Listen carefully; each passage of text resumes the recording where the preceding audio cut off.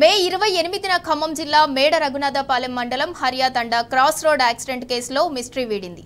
భర్తే హంతకుడని ఖమ్మం పోలీసులు తేల్చారు.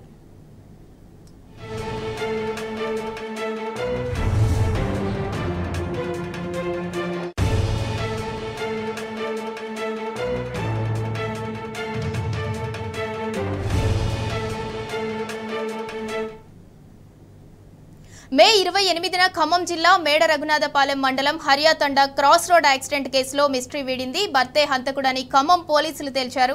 ఇక దీనికి సంబంధించి మరింత సమాచారం మా ప్రతినిధి సాంబా అందిస్తారు. సాంబా, చెప్పండి. సింధూర, ఖమ్మం జిల్లా రఘునాథపాలెం మండలం హరియాతండ దగ్గర జరిగినటువంటి యాక్సిడెంట్ కాదు, అది హత్యేనని పోలీసులు నిర్ధారించారు. దాదాపు 46 రోజుల పాటు దీనికి సంబంధించినటువంటి ప్రక్రియ కొనసాగింది. మే 28న ఈ ప్రమాదంగా చెప్పబడుతున్నటువంటి హత్య జరిగింది. హత్య జరిగిన తర్వాత ఖచ్చితంగా ఇది హత్యేనని కుటుంబ సభ్యులు ఆ రోజే ఆరోపించారు. కానీ పోలీసులు మాత్రం కూలంకషంగా విచారణ జరుపుతాం, సహకరించమంటూ కుటుంబ సభ్యుల్ని వేడుకుని అందరినీ విజ్ఞప్తి చేసి ముందు క్రిమినేషన్ ప్రక్రియను పూర్తి చేశారు. మనకిప్పుడు పోలీసులు చెప్తున్నటువంటి వివరాల ప్రకారం మే 28వ తేదీన ఖమ్మం జిల్లా రఘునాథపాలెం మండలం బావోజీ తండకు చెందినటువంటి ప్రవీణ్ నాయక్, ఇతను బోడా ప్రవీణ్ నాయక్, ఇతను వృత్తిరీత్యా ఫిజియోథెరపిస్ట్, హైదరాబాద్ లో నివాసం ఉంటాడు. ఇతనికి భార్య కుమారి 25 సంవత్సరాలు, కృషిక 5 సంవత్సరాలు, తనిష్క 3 సంవత్సరాల నుంచి 4 సంవత్సరాల మధ్య వయసు ఉంటుంది. ఇద్దరు పిల్లలు, భార్య, ముగ్గురిని తీసుకొని ఖమ్మంలో వచ్చి సరదాగా గడిపి వెళ్ళడానికి వచ్చినటువంటి పరిస్థితి ఉంది. ఆ తర్వాత తిరిగి వెళ్లేటువంటి క్రమంలో హరియాతండ సమీపంలో హరియాతండ క్రాస్ రోడ్ దగ్గర యాక్సిడెంట్ జరిగింది. వేగంగా బండి క్రాస్ తీసుకొని పోయి చెట్టు గుద్దడంతో నా భార్య, 2 పిల్లలు చనిపోయారనేది సమాజాన్ని మొత్తాన్ని నమ్మించాడు. కానీ కుటుంబ సభ్యులు మాత్రం ఇది ముమ్మాటికి హత్యేనని, ఈ ఎవరైతే ప్రవీణ్ నాయక్ ఉన్నారో అతను కేరళకు సంబంధించినటువంటి ఒక వైద్యురాలతోని వివాహేతర సంబంధంలో ఉన్నాడు. ఆమెను పెళ్లి చేసుకోవాలనేటువంటి కుట్ర కోణంలోనే 2 పిల్లలు, తల్లిని కూడా చంపేశాడని ఆ రోజే ఆరోపించారు. మే 28, 29 2 రోజులు సుదీర్ఘమైనటువంటి పోరాటం చేశారు, ధర్నాలు, నిరసన చేశారు. మళ్ళా జూన్ 2వ తారీఖున కూడా రఘునాథపల్లి పోలీసులను ముట్టడించి తమకు న్యాయం చేయాలని డిమాండ్ చేశారు.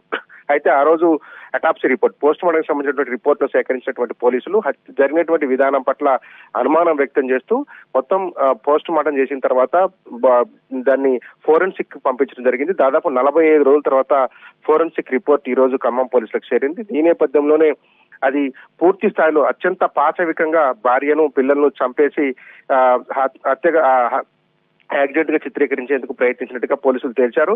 ఎంత క్రూయల్ గా వ్యవహరించాడు ఈ ప్రవీణ్ నాయక్ అనే అంశాన్ని కూడా ఖమ్మం ఏసీపీ రమణమూర్తి కొద్దిసేపటి క్రితం మీడియాకు తెలిపారు.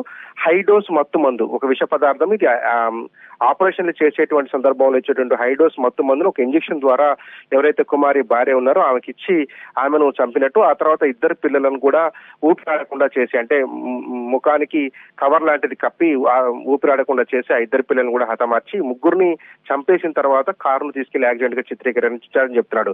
దాంతో పాటు ఈ హై డోస్ మత్తు మందు ఇస్తే ఎన్ని రోజులకు బయటపడుతుంది, అటాప్సీ రిపోర్ట్ లో ఇది వస్తుందా రాదా, అంటే ఇమ్మీడియట్ గా అటాప్సీ అంటే పోస్ట్ మార్టం రిపోర్ట్ లో ఇది రిఫ్లెక్ట్ అవుతుందా కాదా, ఎన్ని రోజులకు రిఫ్లెక్ట్ అయ్యేటువంటి ఆస్కారం ఉందనే అంశాన్ని కూడా గూగుల్ ద్వారా సెర్చ్ చేసి తెలుసుకున్న తర్వాత అత్యంత క్రూయల్ గా వ్యవహరించి ఒక క్రిమినల్ మైండ్ తో ఆలోచించి ఇదంతా చేసినట్టుగా పోలీసులు తేల్చారు.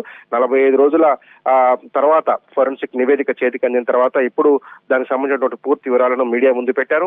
భర్త ఎవరైతే ప్రవీణ్ నాయక్ ఫిజియోథెరపిస్ట్ గా పనిచేస్తున్నాడో అతనే హంతకుడు, అతనే ఒక కుట్రపూరితంగా వ్యవహరించి ఒక క్రిమినల్ మైండ్ సెట్ తో ఆలోచించి ఈ హత్యలు చేసినట్టుగా చెప్తున్నారు. కుమారి 25, కృషిక 5 సంవత్సరాలు ఉంటుంది, తనిష్క 3 సంవత్సరాలు. ఈ ముగ్గురు కూడా అదే రోజు చనిపోయారు. హరియాతండ క్రాస్ రోడ్ దగ్గర ఈ యాక్సిడెంట్ జరిగినట్టుగా మొత్తం కుటుంబంతో పాటు పోలీసులను, ప్రపంచాన్నంతా కూడా నమ్మించేటువంటి ప్రయత్నం చేశాడు.